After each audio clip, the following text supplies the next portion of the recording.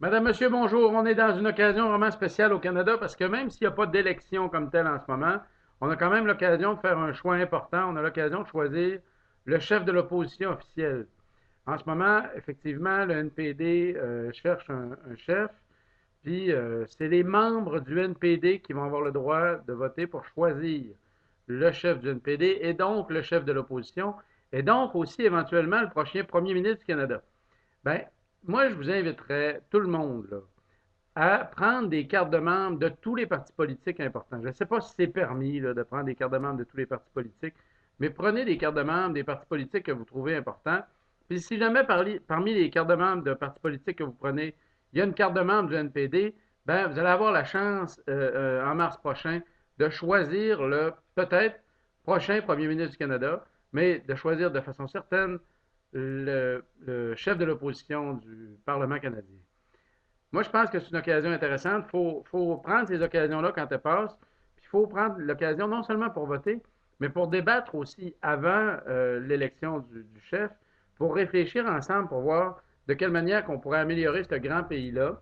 Parce que là, on a l'occasion de choisir un porte-parole important pour un parti qui est devenu un parti à l'avant-scène de la politique canadienne. C'est un parti auquel on doit beaucoup de choses au Canada, mais là, vraiment, ça pourrait devenir le prochain gouvernement canadien. Puis peut-être qu'on aurait avec ce gouvernement-là un gouvernement qui incarnerait encore plus nos valeurs pour qu'on ait un pays dont on puisse être fier. Qu'on ait un pays, par exemple, qui se donne un peu plus sérieusement pour respecter les promesses qu'on avait faites dans le cadre des protocoles de Kyoto. Qu'on ait une image à l'étranger qui soit un peu moins belliciste, qu'on ait éventuellement une image suffisamment bonne à l'étranger pour reprendre à l'ONU le genre de prestige qu'on avait auparavant, puis qui ordinairement n'aurait pas dû nous faire perdre l'occasion qui vient de nous passer sous le nez d'avoir un siège au Conseil de sécurité des Nations Unies. Pour toutes ces raisons-là, je pense que ça vaut la peine de réfléchir comme il faut à la personne qu'on va mettre à la tête du NPD.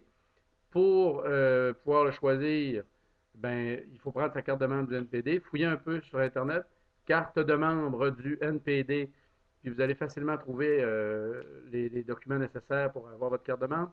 Puis profitez-en, tant qu'à faire, pour prendre des cartes de membre des autres partis, pour pouvoir aussi donner votre avis sur les programmes des autres partis, si jamais vous avez d'autres allégeances qui vous intéressent. Fait que, voilà, c'est l'invitation que je voulais vous faire. Je voulais vous inviter à participer au choix d'une personne importante pour le Canada, une personne qui va peut-être être notre prochain premier ministre canadien. Merci, bonne journée, bonne suite, bonne recherche. Puis bonne réflexion.